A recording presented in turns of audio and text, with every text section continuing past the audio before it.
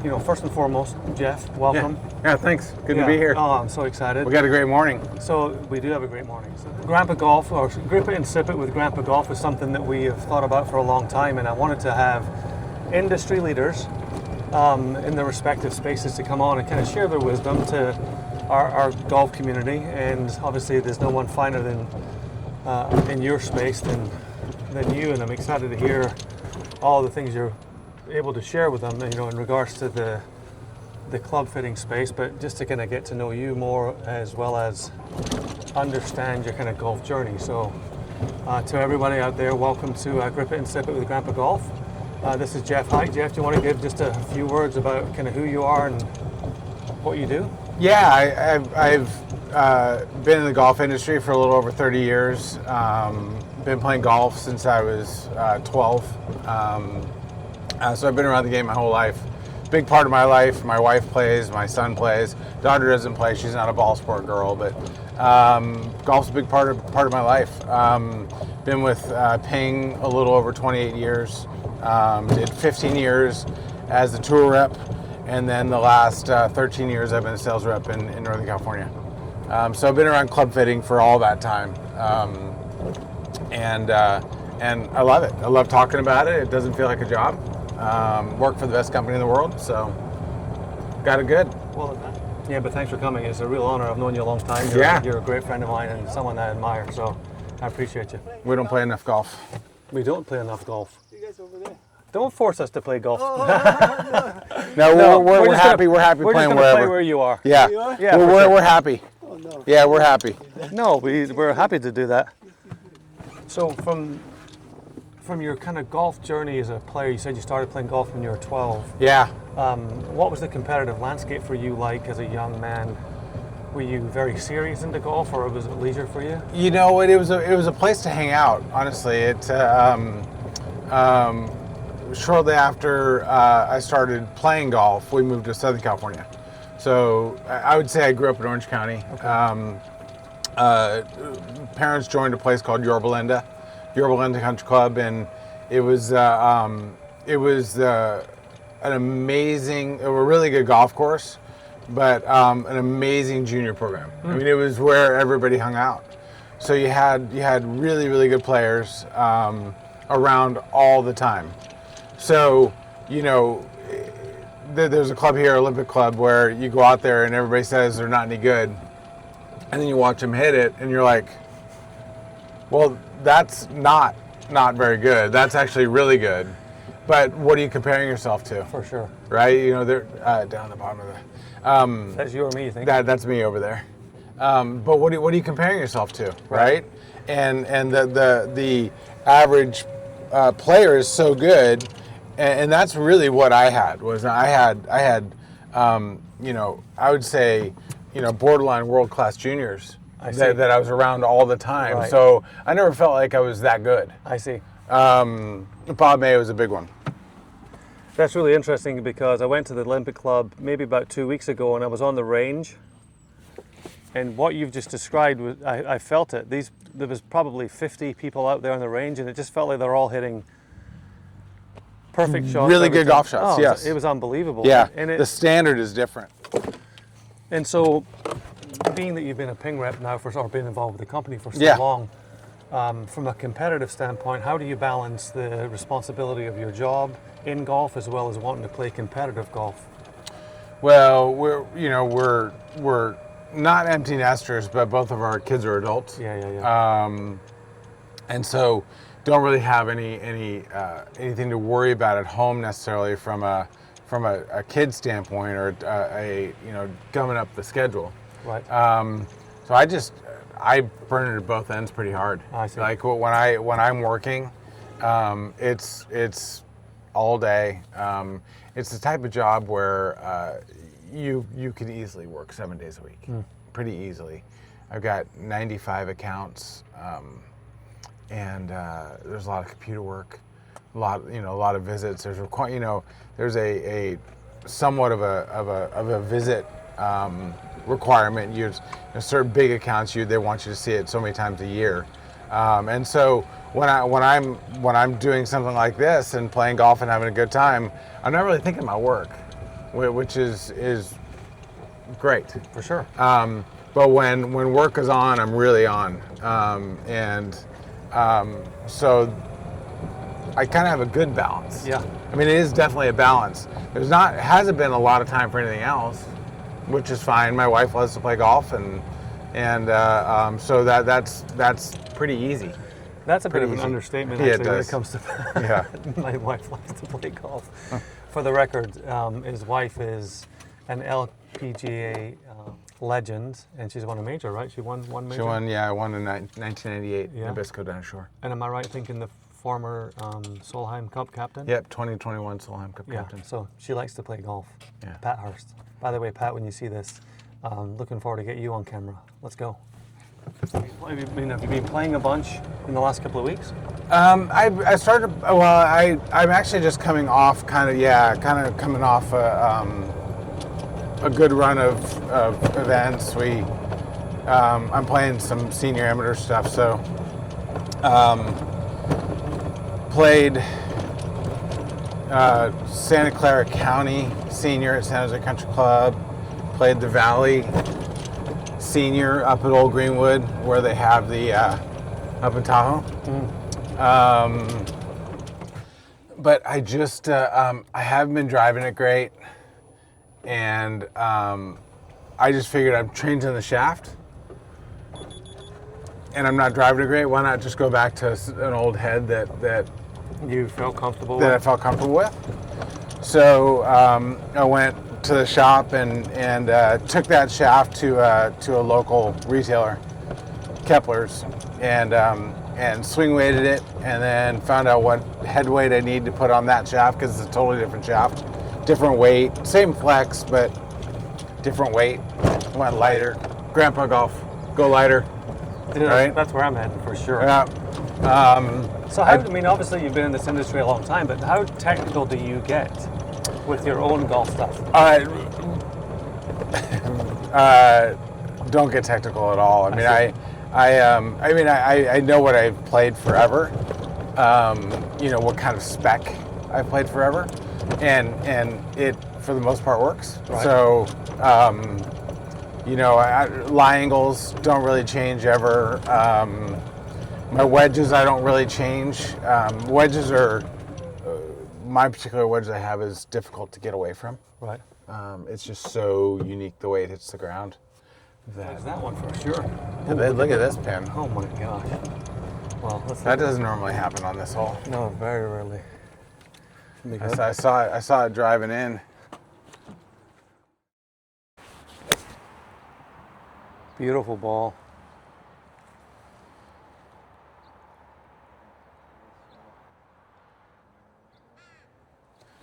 Only place in the world that I can spin the ball back is Blackhawk Country Club.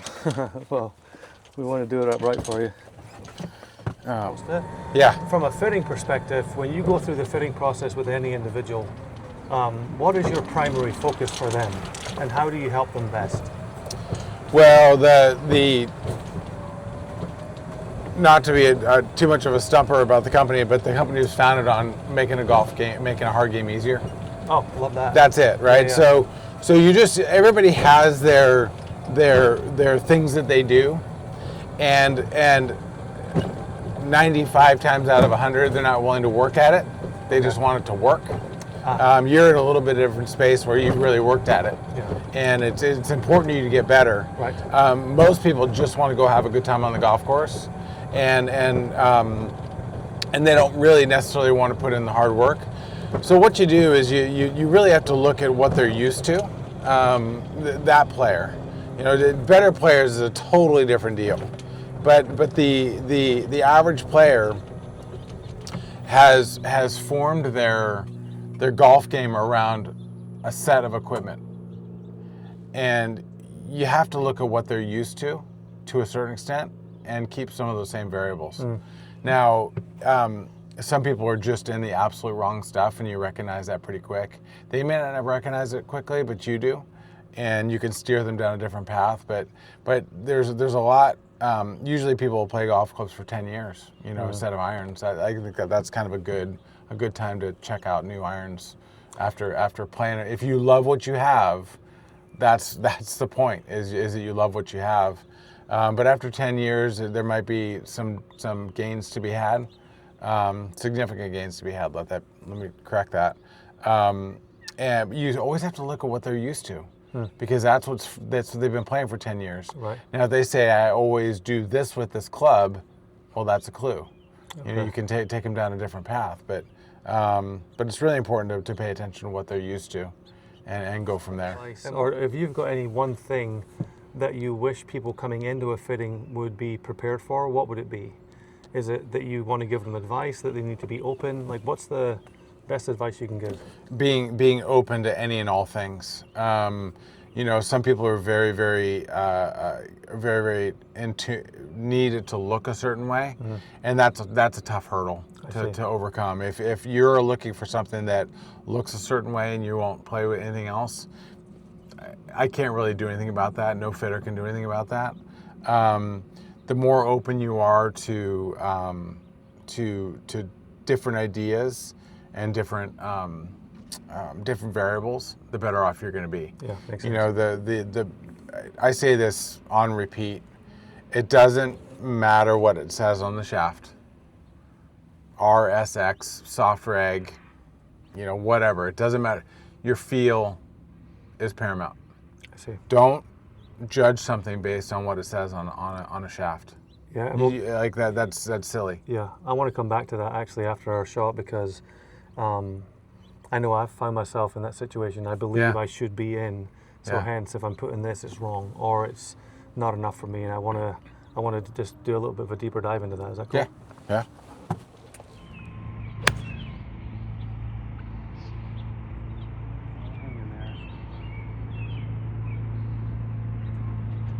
Yeah. So we had mentioned we're talking about shaft flex and being in the shaft that is appropriate to you. Do you get folks that come in with preconceived? Like I'm a stiff shaft and my swing speed is this and this is what I want to do, and for sure, as opposed to listening to you, they just essentially tell you what they want to do. Yeah, I've learned to describe shaft flexes like a Venn diagram. If you know what a Venn diagram is, I do. You know, you got regular and you got stiff. Like the flexes overlap. Like there is no. We always say the only standard in golf is there is no standard. So all shafts have like a ton of variability. For sure, and like I've got a graphite design. This is only the second time I play with it, and I kept it in the bag because I really liked it when I played with it the other day. FI 5X, and I was in the GP 6X for 15 years. They don't make it any longer. I'm not an X guy. I mean, I've been, graphic design is a little softer of an X, but I really haven't found anything I like nearly as well, like in 15 years.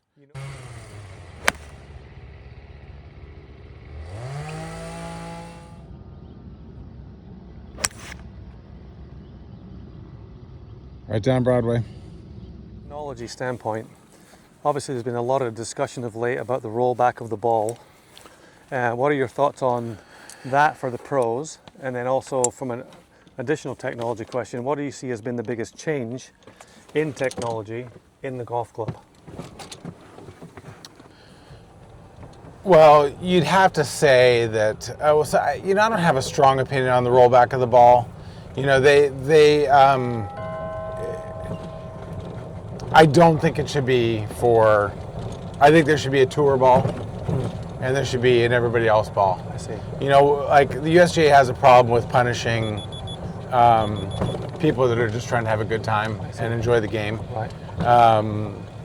You know, the anchoring ban, you know, that's fine. Make a local rule on the PGA Tour doing that, but why are you taking the fun away from the general population in that?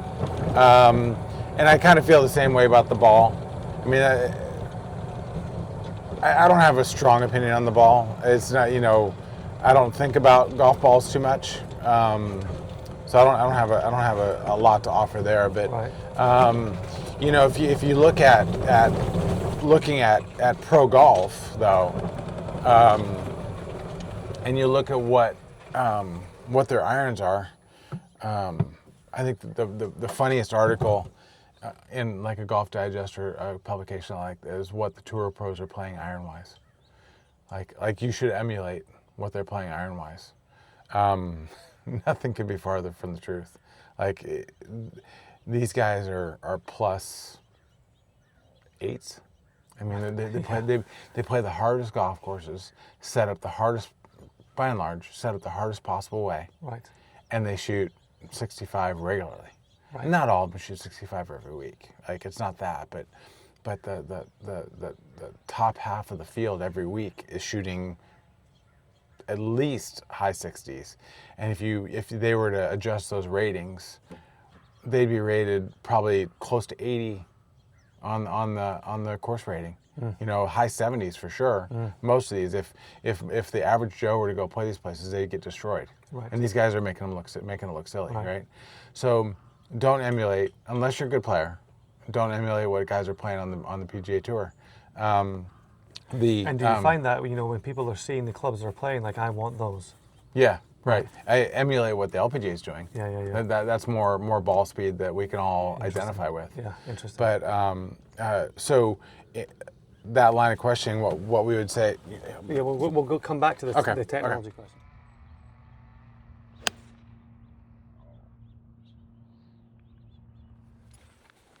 So what we were talking about, the kind of what you think is the greatest advancement in the golf club. Yeah, it's got to be drivers. You know, you look at what has happened the last 30 years in the driver. You know, with going bigger, it has to be that. You know, if you look at the irons today are amazing. And there is subtle differences between all the players' irons out there. But by and large, they're all cut from the same old cloth, right? They're very, very small. Only, you know, I kind of categorize people on, you know, we all have handicaps, but we all get to our handicaps differently, right? Some people, you were asking, you know, you didn't ask me what the strength is, but what am I feeling good about my game right now? But we all have strengths and weaknesses, you know. If somebody's what are you playing off now, handicap wise? 4.2, I think it is. Okay, so you could say I'm a scratch putter of the ball. I'm a +2 chipper of the ball. I'm a 10 driver of the ball. And we all arrive to that handicap a different way. I've never thought about it in those terms. Yeah. My approach play, I'm a 20 handicap. Yeah. Right. Right. And wow. And the like our blueprint tee, which is like what Finau and I think Corey Connors has a split set, and you know, just like superior ball strikers should be using those irons. Which is why I say don't emulate necessarily, unless you're at that level. Right. Like, you got to be a +5 ball striker to be playing that sort of an iron. You just have to be that good. But they're all using really big forgiving drivers. Like, so even it has to be the driver. Even the pros are going to look for the most forgiving. I mean, obviously they can hit the ball in the sweet spot, but they tend to lean towards forgiving, like we should. Yeah, because they can mash it. Yeah. And they don't have the repercussions of potentially a big miss. Right. Right. What advice would you give to younger golfers coming in to golf now, like good youth golfers that are looking to try and be their best? What advice would you give them, either in the clubs, the type of clubs that they look for, or the style of play that they should play? Just any advice. You know, I've noticed that it seems like that we've made a little bit of a turn where we don't have the domineering parent as often anymore, where they're forcing the love. I mean, ultimately, this game, you got to love it in order to play it. Right. In order to play it, not necessarily in order to play it well, but in order to play it and continue to play it. Right. That's like a prerequisite. If you're forcing your child to do something, it's never good. They're not there for love. They're there because they maybe want to spend time with you, but they're not there for the love of the game. I'm just seeing a little bit of a switch nowadays. It seems like, just make it fun. Well, whatever you can do to make it fun, that's what you should be doing. Right. Certainly, a lot of people have said this for a long time: is have the kids hit it hard. Yeah. I mean, that's hitting it straight. You can figure out. That's pretty well documented. Hitting it hard is really hard to teach. There are some systems out there that work for that, but you're not starting over, but you're having to relearn something that is maybe a little bit tougher to learn. So you agree with that premise? Then? Yeah. We've coined this grip it and sip it with Grandpa Golf, but it really came from grip it and rip it. So you sure. kind of agree with the grip it and rip it philosophy? Yeah. As a young kid, you'd just hit it as hard as you can? Yeah, absolutely. Yeah, and kids don't develop the bad habits that we do. Right. Right. So, I equate golf to starting golf when you're 40 is like starting skiing when you're 40. Which, by the way, I tried and it didn't work out so well. It doesn't work. Yeah. It doesn't work. Starting golf at 5 or 10 is superpower. That's good sound there. Go in. Oh, Almost. that would have been Almost. nice. That would have been real nice. I'll go back and fix my divot. If you want to drive over to your ball, I'll just fix my divot. Okay. I don't think I've ever been up this far. I'm not sure you play the 3 tees very well. I don't. I don't think I have. There's a correlation.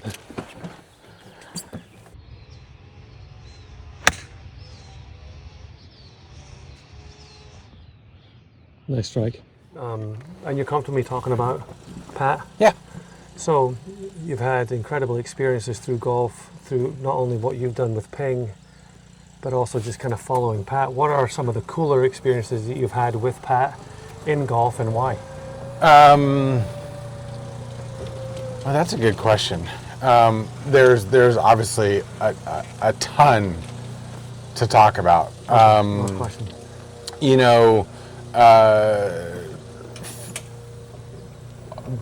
Been there for most of her wins.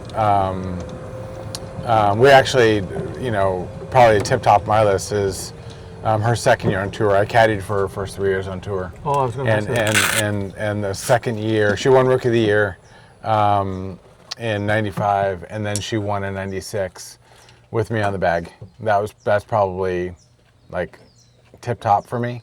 Obviously, winning down ashore and watching her do that. She led all 4 rounds, and took a lot of players were putting a lot of heat on her on Sunday, and made about a slippery 5-footer from above the hole to win. Let's come back to that. Yeah. Teaching me the Yeah.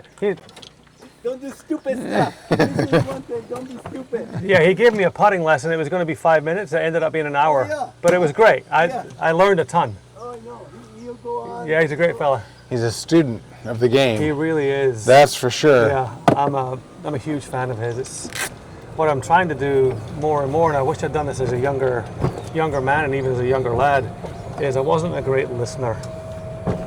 I was someone that wanted to learn through experience. Yeah.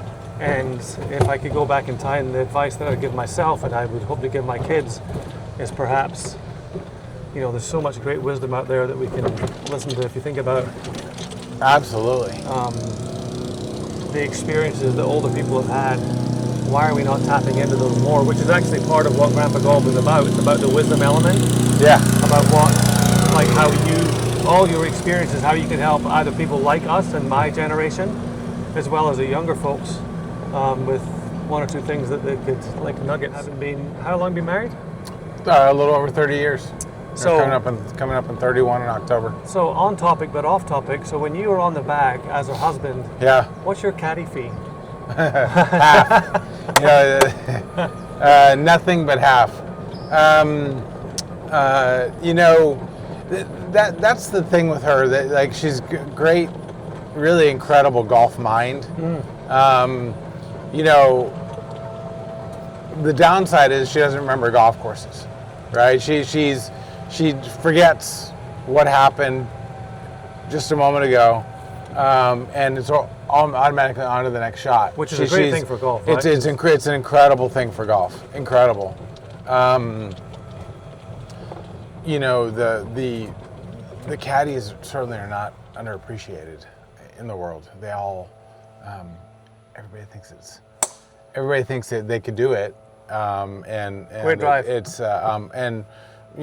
Probably most can, but it's the management of the player that is the hardest part of it. The numbers and everything is so it's way more than the yardage. Way it's more the than the yardage. psychology Yeah, of the moment. way more than the yardage. Yeah, for sure. Let's come back to that. Yeah, I do. I really want to touch on it.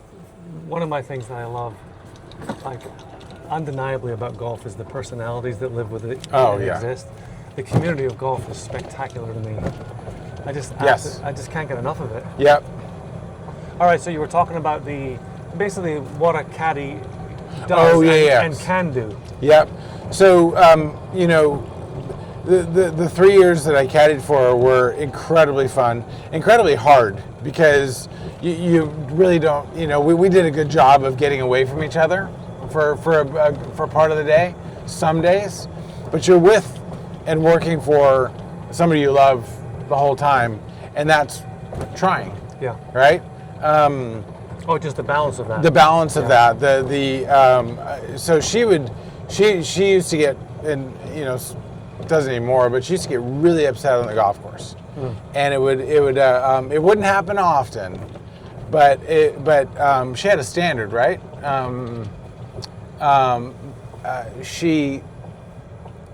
I would really try my best to appease her and make her feel better. And so I would, I don't know whether placate's the right word, but I would be trying to get her out of being mad. And that was the worst thing I could have done. She needed to be mad. She had to get move mad. On. Yes. Yep. And it was something that took me a long time to learn. That on the golf course, she just needs to run its course. That's interesting. You can't stop it from happening. Yeah. You can't slow it down. But then having the ability to, I'm upset. I was upset about it. Yeah. I've moved on. Now refocus on the next target. Yeah. Yeah. That's how I want to hit it. That's a great shot. What club is that? That was 3-wood. I mean, we had 250. Crazy game. Anyways, the management of the player. If you look at obviously everybody knows who Ted is that works for Scheffler. Obviously, he's very good at his craft. Very good. He had Bubba before this, and he and Bubba were really close. And I know Bubba. I've known Bubba for a long time. Because he's a pin guy, right? Pin guy. He would say that Great ball. Good shot. It ran out a little bit. Bubba, was obviously a little bit of a firecracker. Right. Right. Yeah, passionate kid. And passionate. Yep. And he would let Ted have it. Absolutely let him have it. And Ted's response was often, or at least I heard, because I've met him once, but I wouldn't say I know him. His response was, "Oh, you think he's yelling at me? He's not yelling at me. That's what nobody gets. Is he's not yelling at me. He's yelling at himself. I just happen to be there. Yeah. I'm the one he can talk to."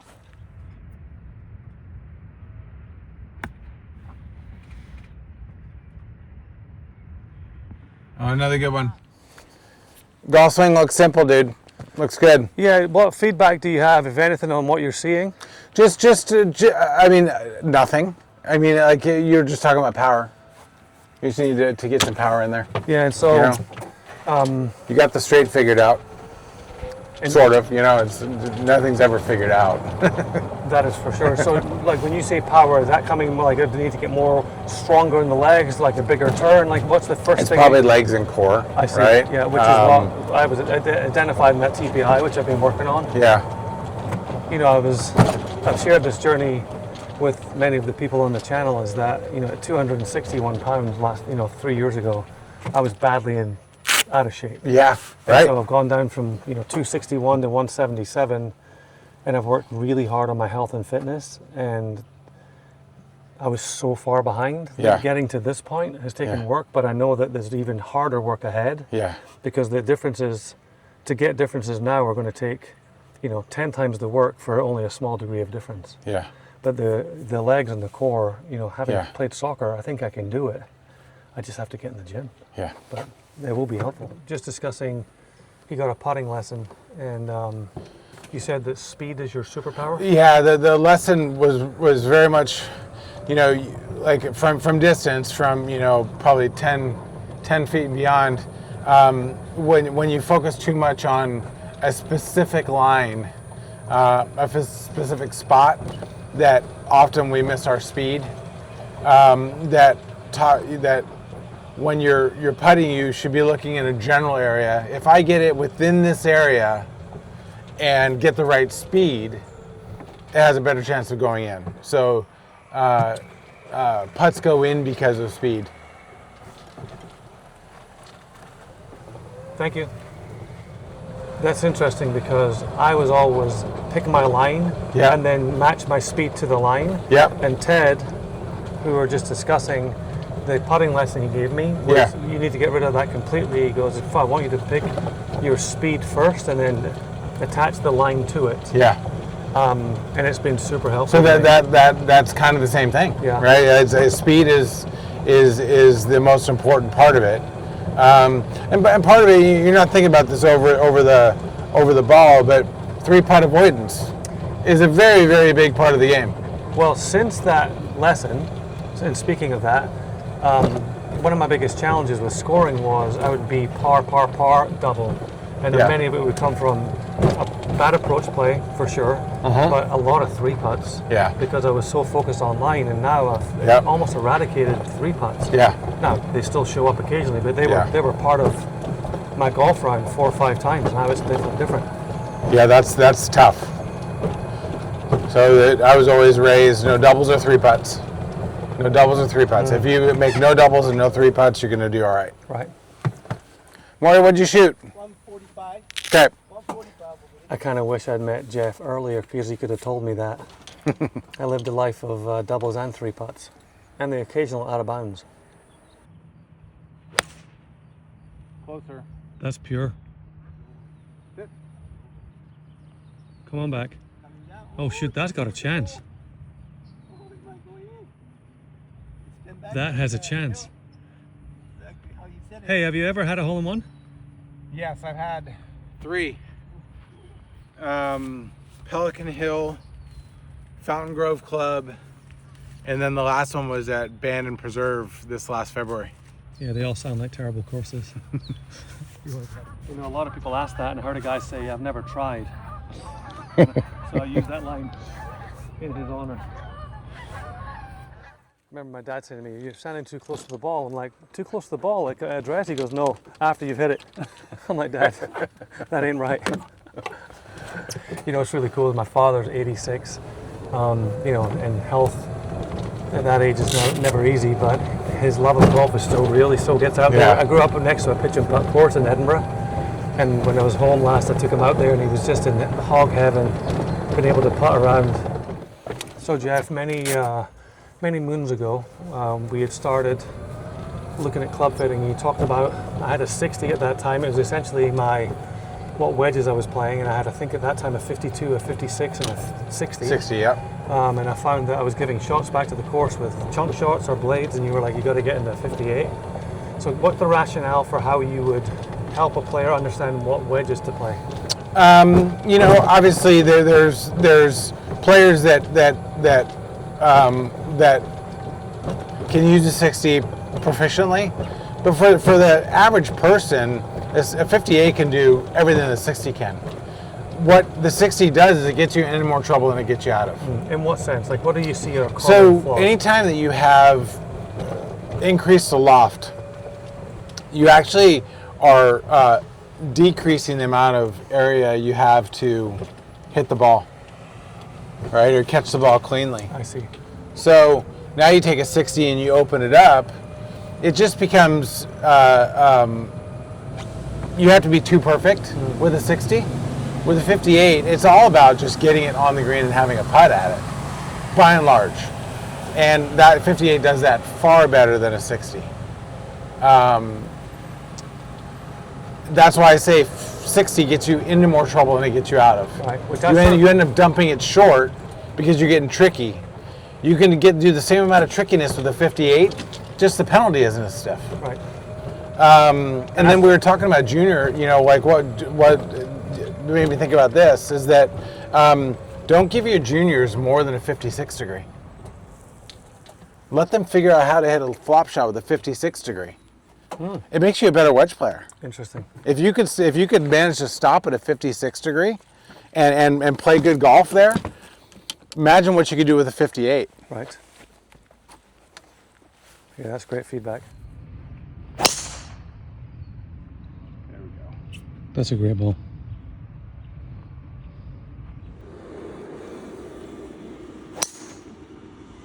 Oh, good ball. That should be left of the bunker, huh? I believe so. Should be great.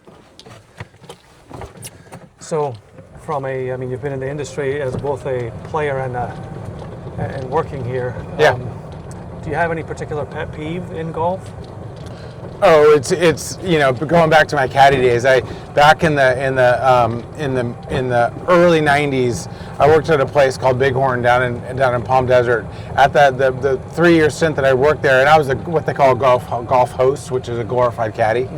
Just didn't carry the golf clubs. We went digging for golf balls. My whole life, it's been about taking care of the golf course, right? So when I get to a green, I'm constantly, just watch me, I'm constantly fixing ball marks, constantly. That's my big pet peeve. Is that people don't, and people don't rake bunkers. Right. And I played in a tournament called the Billy Bell at Del Rio Country Club, incredible golf course in Modesto, California. I think they call it the jewel of the valley. And on the first tee, there's a sign that says, if you're not prepared to fix your ball marks, fill your divots, or what's the last one? Rake the bunkers, do not pass this point. We should bring that back. That should be a sign on every course. Yeah. Because you are right. We have the ability as individuals to make the collective experience so much better. Yeah. Just on those 3 things Yeah. alone. I mean, anytime you say leave it better than you found it, Yeah. I mean, that's one of those golfisms, right? Yep. This game is so deep in that sense. The mimicry of life is so incredible in this sport. What are you putting me at here? 115, and we're 10 in front. We're 10 behind that, so 105, playing to 113.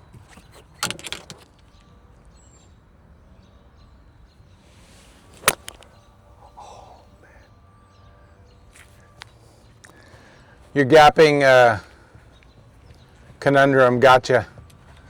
That was a talent problem more than a gapping issue. Loft. The old loft issue. I wasn't sure if I was hitting wedge or putter there. So I went with an in-between. I think I hit a 1 iron. Actually, I'm going to just roll around here and I'm going to record it. Sorry. Actually, that's one of my pet peeves too, people doing donuts on a golf course.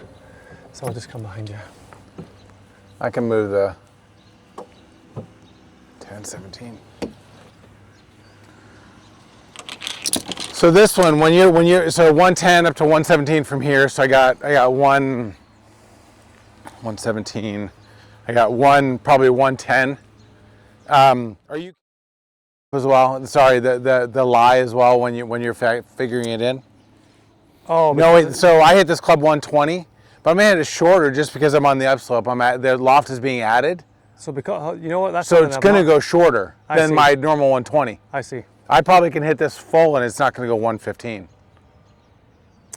I'm going to lose every bit of 5 yards just because of the uphill nature of my stance. Yeah, okay. Because I'm out of, there's 3 degrees more of loft just because of this massive slope.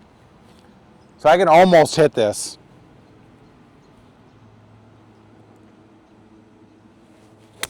Oh, that reroute. The answer to that is not enough. I don't think about that enough. Do I think about it? Probably, but most likely loosely. So that's where you maybe should have hit too much, right? Yeah, Back there. I did. Oh, you did? Yeah, because I factored in that it was bigger than 105. Yep. The issue was I just caught it thin and I got super quick on the shot. But I'm in a perfect lie though, can't you see that? Oh. You know, the Grandpa Golf idea is the fellowship and community of the space. It's about my own personal growth and development as a player and try and see if we can help inspire others like me. You know, I've got a lot of really cool people reaching out about, you know, they've seen the fitness journey that I've been on and the health kick, and they're now, you know, using that as inspiration. That's pretty powerful to me. Yeah. Something I needed myself, quite honestly. Yeah. And then also just that, like I talked about, being around experts that just know the game on such a very detailed level. They can share knowledge, and so, you know, you've got so many varied experiences. Yeah. The caddy stuff, what you just described there about, had you thought about, because you've already got slope, adding probably 4 degrees, why would you do a 58 degree when you should really hit a 54? What changes would you like to see either in professional golf or in recreational golf you think that would improve the golf experience? A lot of people talk about being able to move your ball out of divots in the fairway, etc.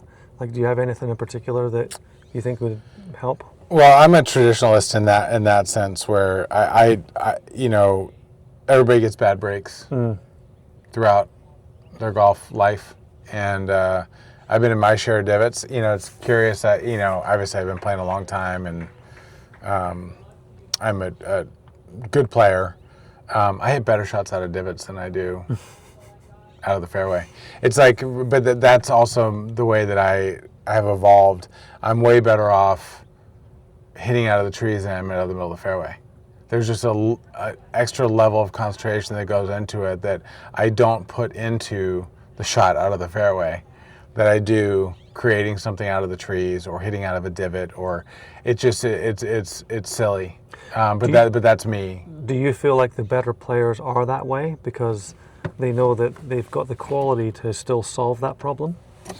You know, when you talk about professional golf, no. They're in it every time, and they're so good that they just have that built in. I think that I have a wandering mind a little bit. I see. And when I hit it down the middle and I've got something in, my mind wanders.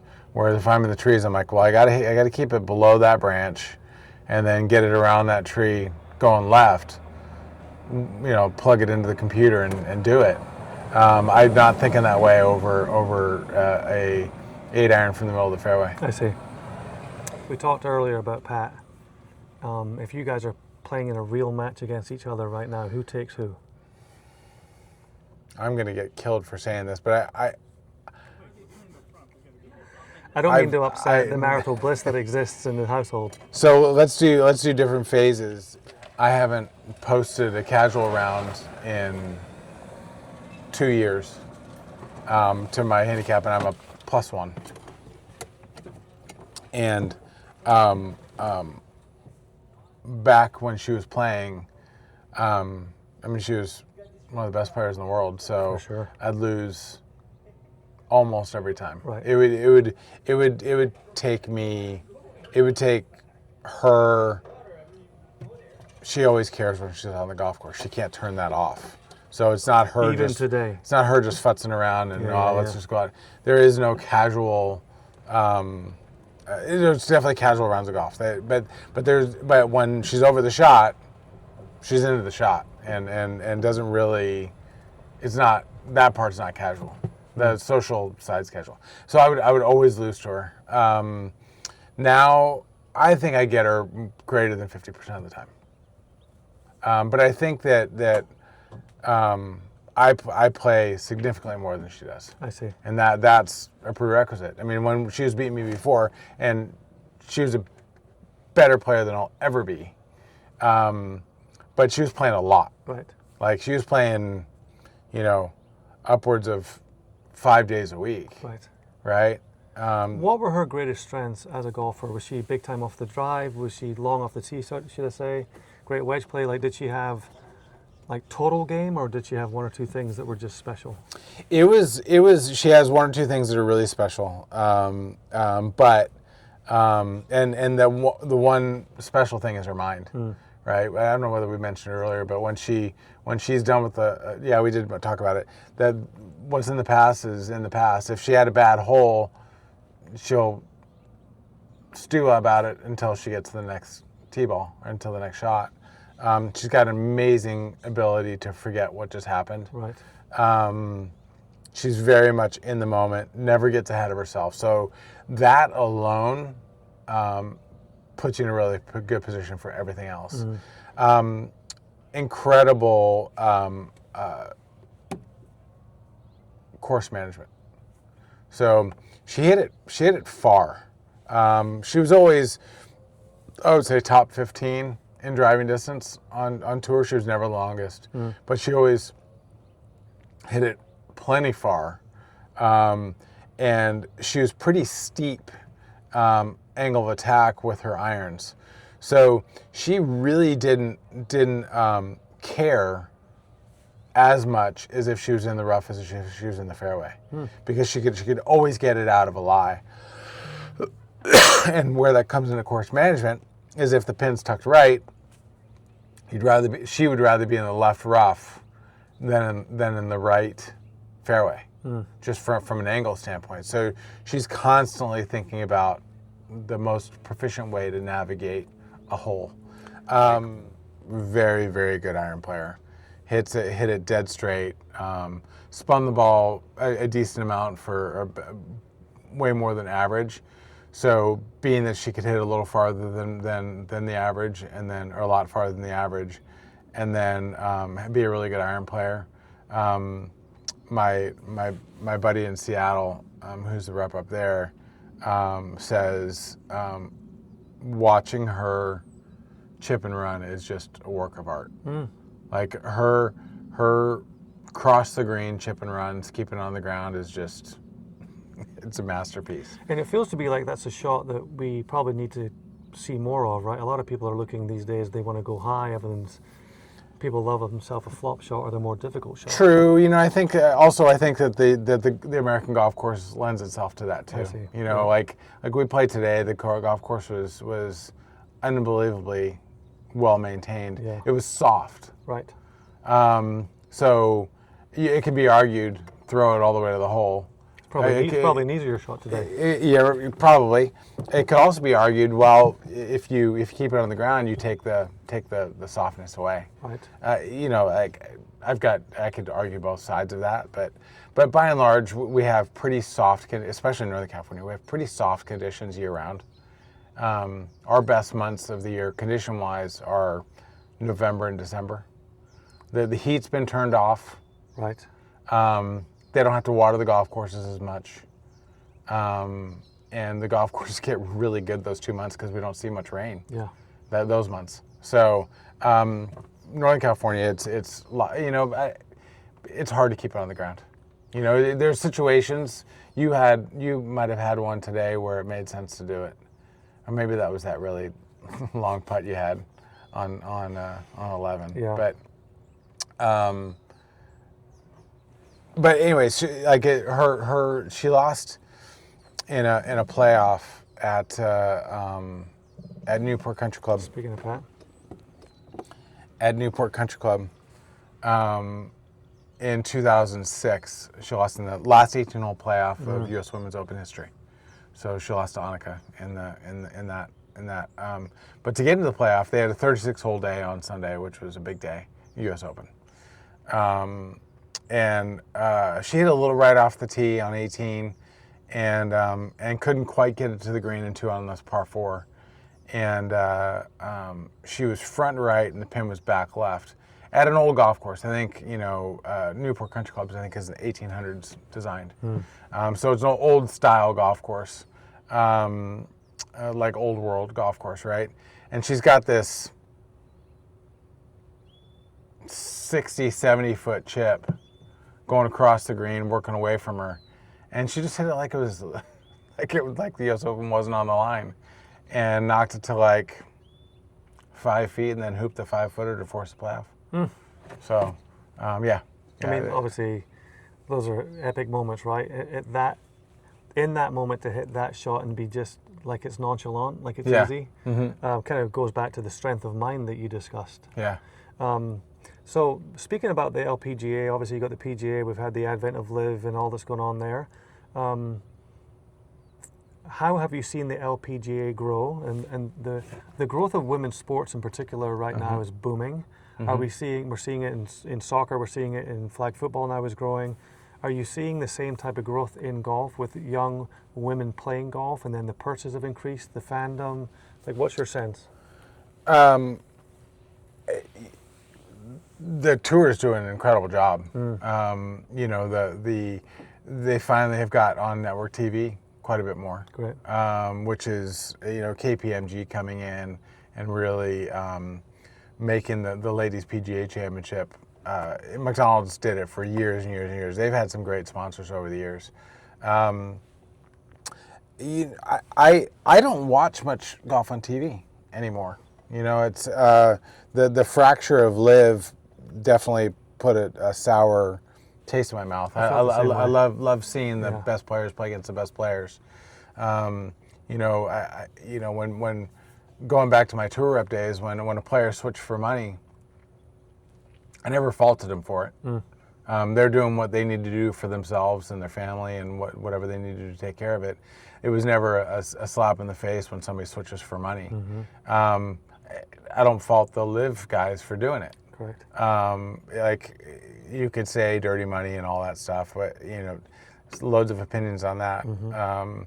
But they're just making the decision that they need to make for their family's future. Now, is it worth it? That's up for them to decide. But it definitely fractured golf, and so I don't watch nearly as much golf as I used to. Although now he's a big fan of Grandpa Golf, is that right? If he isn't yet. So, from your experience over the course of the 30 years, do you have a particular memory in any aspect that's just a favorite memory of golf? Yeah, dad trip, right? Dad and I went to Ireland and did a nice big trip in Ireland. And that definitely stands out.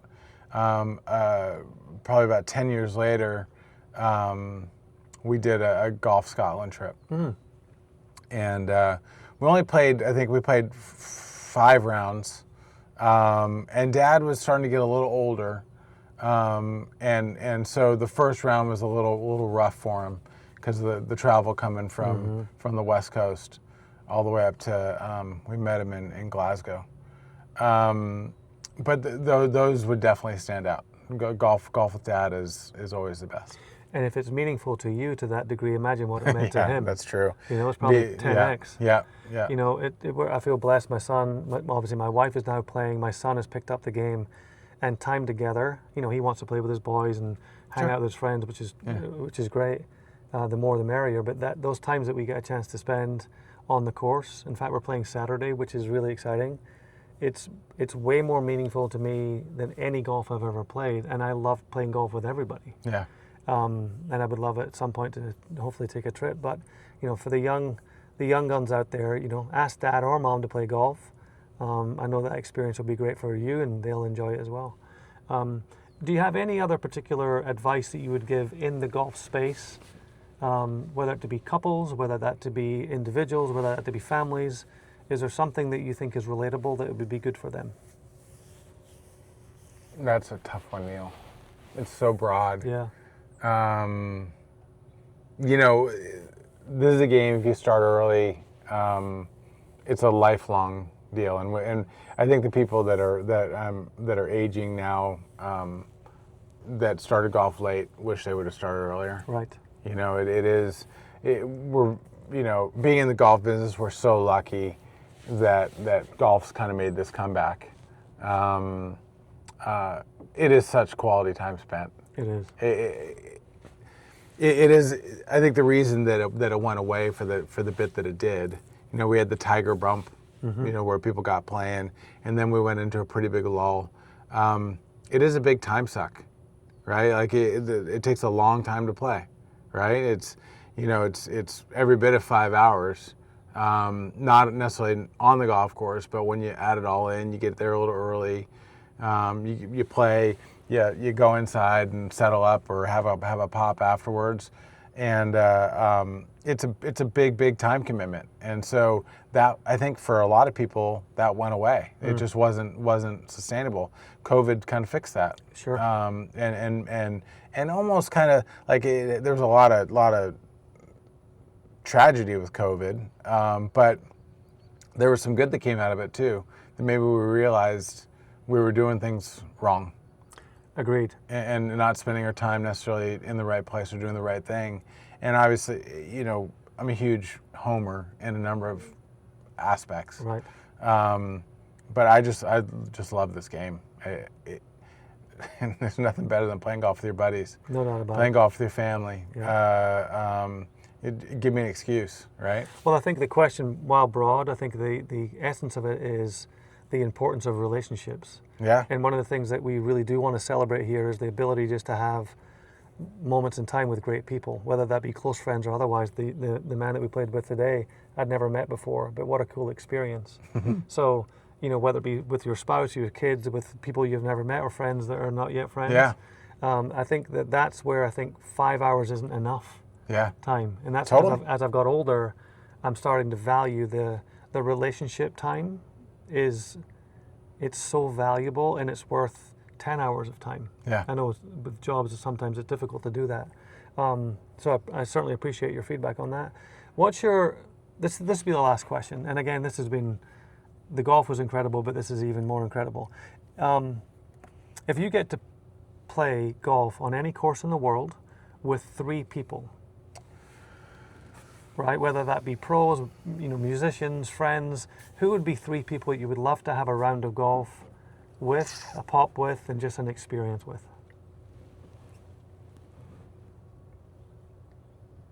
Excluding Pat, because that would be your number 1. Yeah, Pat and Jackson, our son. I just love playing golf with them. So if I couldn't include family, Yeah. I need another half an hour. It's not an immediate. It's not an immediate this and this. I don't really revere athletes. The you know, don't hold them in like, don't really Hero worship them too much. Yeah. So that's tough. I'm kind of getting back into hockey again. After all these years, we were used to be at when we lived in Phoenix, we had Phoenix Caddies, and really got into hockey. I think they're my favorite athlete. So I'd probably, oh gosh, I don't have a good answer for you, bud. That's a tough one for me. Well, that's good. The thing is, your Rolodex, your experiences in golf, you've got such a deep Rolodex of people that you've played with and would like to play with. It's understandable. Yeah. A good friend of mine is Brett Hedican, who played in the NHL for many years. Yeah. And actually, we want to try and get, I was talking to him last week about the possibility of getting him on camera to talk about his experience as an Olympian, as well as an NHL player. So He's got a famous wife too, doesn't he? Yeah. Christy Yamaguchi, she's fairly successful in the ice skating space, gold medalist and Olympian. Yeah, listen, we're blessed to be around many people have had great successes. And so, listen, the goal of Grandpa Golf is threefold. It's about the community, it's about personal growth, and it's about being around people that are experts in the field. And Jeff, I cannot thank you enough for coming on film and sharing your wisdom. I've known you for a long time, and it's a great privilege to be your friend, but the fact that I can hear all of this, and hopefully the people out there get a sense for what it takes to be good at what you do and the things to consider. Thanks, Neil. This was really fun. I appreciate it. We say every time we play golf together, we always say, Let's do it again. we need to play more golf together. It's so hard. It's so hard with your schedule. You're really on certain times of the year, and it's hard to get you then. And then you get to your Friday group, and you get near all. Then you got your groups you play with. Well, we'll make it happen more. Yeah, this year. for sure. You know, it's interesting. There's 3 things that I need to do a better job of. Is I need to make time for people that I truly care for. And the other 2 things is I've got to spend more time with family, and I've definitely got to continue my health journey. And so I've been committed to the first 2 of late. Yeah. I need to add in the friends piece for sure. So we'll do it again. We will. You're Thanks, man. Yeah, you too. Thank you. You too. That was fun. He's been unbelievable. So I'm putting us back on camera because So we just started talking about dogs, and he asked me have I seen his dog. So tell us about your dog. So Leo's his name. We got him. He was 6, 8 weeks old, something like that. He just turned a year, and Neil asked what kind of dog we got, and I said we got a bullshit, and it was and we said it kind of in jest. He's half French bulldog and half Shih Tzu, which is a bullshit, which is a little bit of a take on the joke in Dumb and Dumber when they're walking into the. I think they were walking into the ballroom with their outfits on, but that was one of the jokes. As they said, what do you get when you cross a bulldog and a Shih Tzu? A bullshit. Oh, you know what? So I didn't get the reference. Yeah. Oh my gosh, But it's funny. We said for weeks and weeks and weeks, for months actually, which I guess is weeks and weeks and weeks. That people would ask what kind, because they'd say that is such an interesting looking dog. What kind of dog is that? We'd say, oh, he's 100% bullshit. Well, we were told by the Humane Society that we got him from that they said we normally don't say, but the father and mother were French Bulldog and Shih Tzu. So we just would say, but then we got to know him and they're like, this dog has to have terrier in it. It's got really, really strong claws, likes digging, which I guess all puppies do, but likes digging. It's always sticking his nose in the ground. It's got to have some terrier in there. So we did the Embark DNA test. Oh, no way. And because we had to know there has to be more to this dog than this, and we were right. It's 100% bullshit. It's 58% French Bulldog and 42% Shih Tzu. That is so classic. 100% bullshit. And most people's reaction when you say that is almost like, what the hell? Yeah, and like we'll be walking down the street with this dog, and people are just kind of checking out the dog. Well, what kind of dog is that? And so these strangers always ask us what kind of dog it is. And we don't know who they are. We always say it's 100% bullshit. It's a bullshit. That is, if you don't know Jeff or Pat, that is just freaking world class. That's exactly right. All right, buddy. I appreciate it, man. Yeah, Cheers. absolutely.